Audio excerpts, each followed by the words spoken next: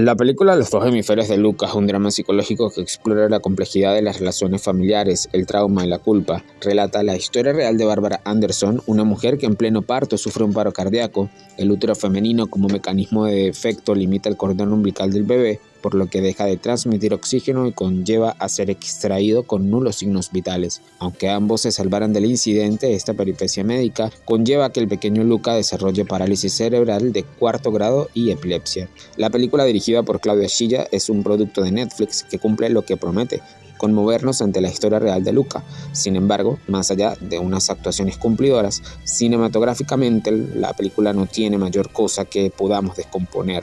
Si me dicen que es un capítulo de 2 horas de La Rosa de Guadalupe, pues lo creería perfectamente. El guión carece de ese ritmo sensorial que requiere una película para enganchar. Así que he recuperado lo más importante de la película para poder hacer nuestro análisis y partir de allí. Lo más importante es todo lo extracinematográfico, la historia real de Luca y la lucha continua de Barbara Anderson, y sobre todo ese hórrido tormento de la culpa. ¿Qué es la culpa? Bueno, la culpa es una emoción humana, compleja, que puede surgir de diversas situaciones. Es de las emociones cotidianas más comunes, como la alegría y la tristeza. Siempre está allí inconscientemente, sin que lo notemos. Todos los días tenemos culpas sobre algo, sobre todo cada vez que ejercemos la comparación. Muchos son los factores que desencadenan la culpa, pero todos concluyen en un común denominador: las expectativas que nosotros ponemos sobre algo, alguien o sobre nosotros mismos. Esa etiqueta, expectativa, de la cual no nos vamos a poder liberar jamás, nos persigue como una sombra, por eso somos seres sociales, nos limita a cumplirlas o a no cumplirlas, a satisfacerlas o no satisfacerlas.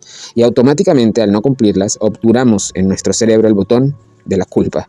Somos una sociedad culpógena por naturaleza, y el problema es que no nos han enseñado a lidiar con ella. Es precisamente ese detonante lo que condiciona la culpa de Barbara Anderson. Culpa a sí misma por el incidente que tiene su pequeño. Ojo, incidente y no accidente.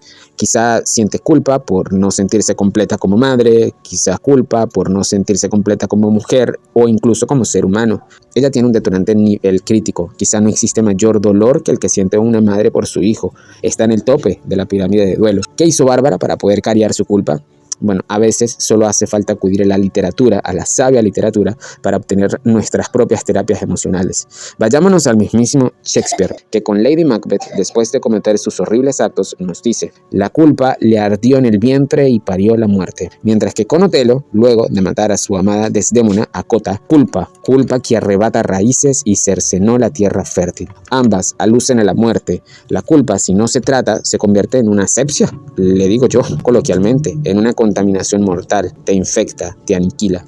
Es por ello que Bárbara, una dama toda poderosa y muy de admirar, escribió su libro, y estoy casi seguro que ese proceso fue parte de su terapia. Escribir, generar contenido, es quizá hoy en día la mejor manera de sublimar tus infecciones emocionales. Saltemos un momento de Bárbara a Sophie, la famosa Sofía Sawitowska, la protagonista de la novela La decisión de Sophie de William Styron, pero popularizada por la película dirigida por Eugene J. Paula, donde Sophie es interpretada por Meryl Streep. En esta película, Sophie es víctima del Holocausto y debe enfrentar la durísima decisión de elegir a uno de sus hijos para ser salvado. Solo podía salvar a uno, pues ambos serían asesinados. Sophie decide salvar a Jan, el mayor, adolescente, quien tendría en teoría más posibilidades de sobrevivir en la guerra, y manda a la cámara de gas a Eva, la menor. Sin embargo, Jan también terminaría muriendo en la lucha de los campos. Esta trágica lección encierra a Sophie para siempre en una espiral de duelo, en un duelo patológico, también a su esposo, quienes finalmente deciden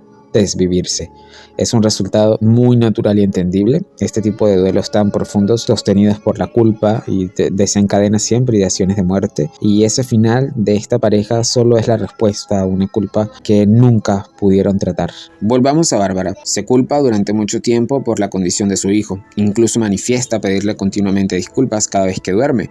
Esto lo ha expresado en varias entrevistas, pero la realidad es que ella no es culpable de ninguna decisión genética y orgánica. Aún así siente culpa. ¿Cómo partir de allí? ¿Cómo avanzar con esa culpa? Bueno, lo primero es que el culpable acepte que hay allí un muro, que observe a esa culpa como el muro y que acepte que debe derrumbarlo. Y desde ese punto de vista psicoemocional, la intención siempre es darle un giro semántico a dicha culpa, o así al menos lo trabajamos la mayoría de los terapeutas cognitivos conductuales.